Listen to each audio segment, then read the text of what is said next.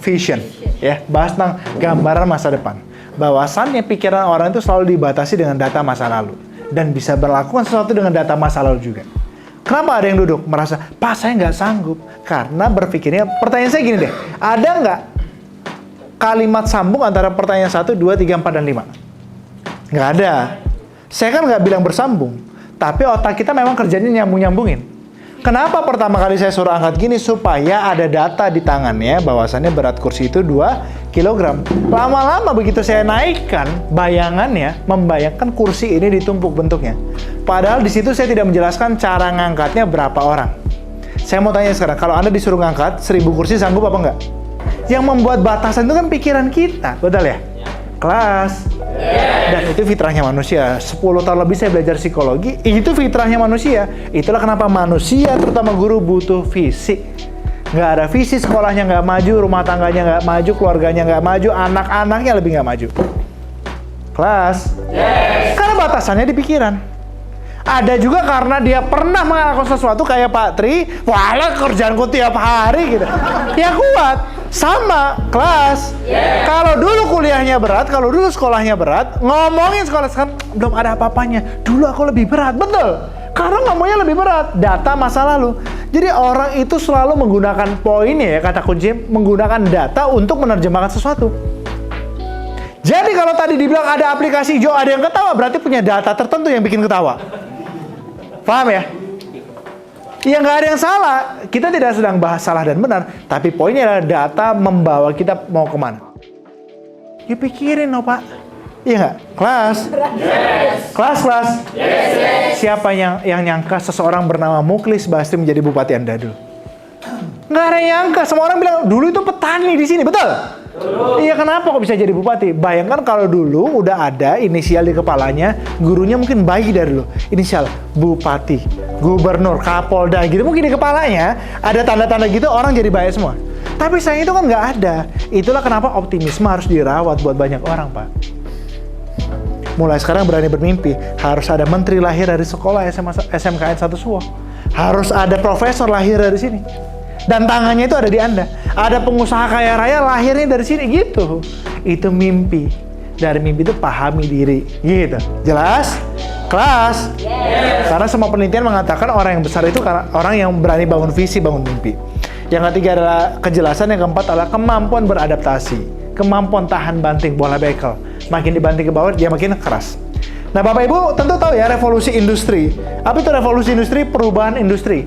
Dari dulunya pabrik menjadi pembuatan pengepakan massal, bikin mobil massal, habis itu pakai teknologi, habis itu internet. 1 tepukan. 1 tepukan. 2 tepukan. 3 tepukan. Mau tanya detail nanti tanyanya ke Pak Zaki. Sering-sering aja Pak Zaki ngopi di sana ya, biar belajar cara buat prompt ChatGPT. Perintahnya. Lanjut ya.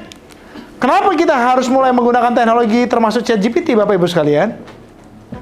Karena perubahan, nanti saya share materinya ya. Saya titipkan ke Bu Ina. Jadi perubahan generasi itu menentukan perubahan teknologi dan perubahan alat bantunya. Siapa dulu yang masih ketemu Walkman? Angkat tangan. Masih ketemu tip?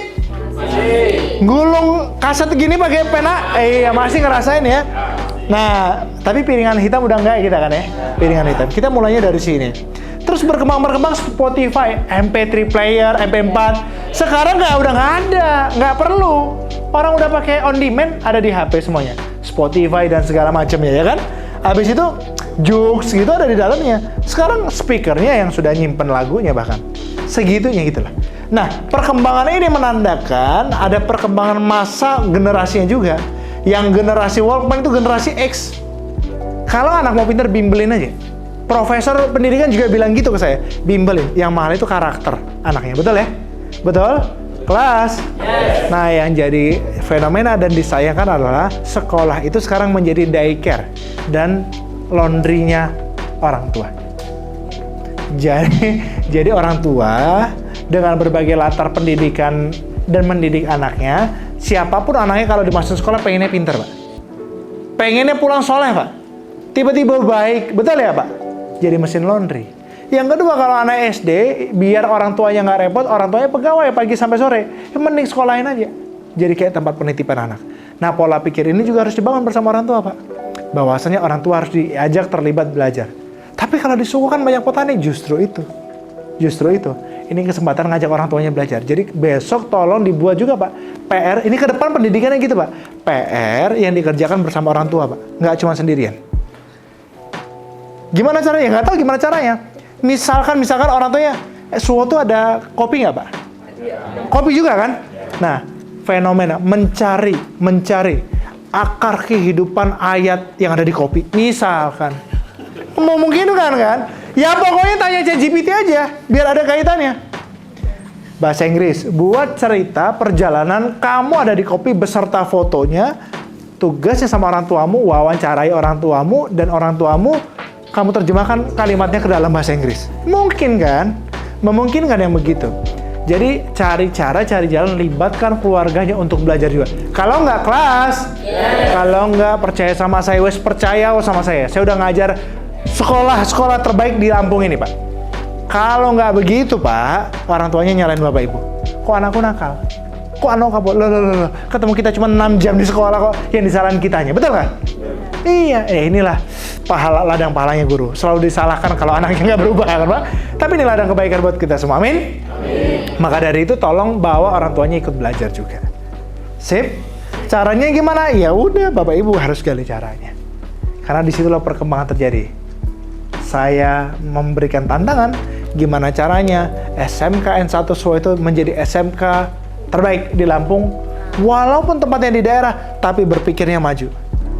Kenapa? Karena menggunakan teknologi ChatGPT dalam mengembangkan kurikulumnya, mengembangkan cara mendidik anaknya, ya. Sip? Tepuk tangan yang meriah buat Anda semua. Baik, Bapak Ibu sekalian, mudah-mudahan kita nanti ketemu lagi di lain kesempatan. Doakan kita juga punya rezeki main ke Suwo, ya. Saya selalu penasaran ke Suwo karena waktu saya KKN tahun 2012 di Batu Ketulis, itu dibilang, ayo Mas Hengki ke Suwo, sampai sekarang. Tapi belum dapat jodohnya. Sudah 12 tahun, itu lewat, belum dapat jodohnya ke Suwo.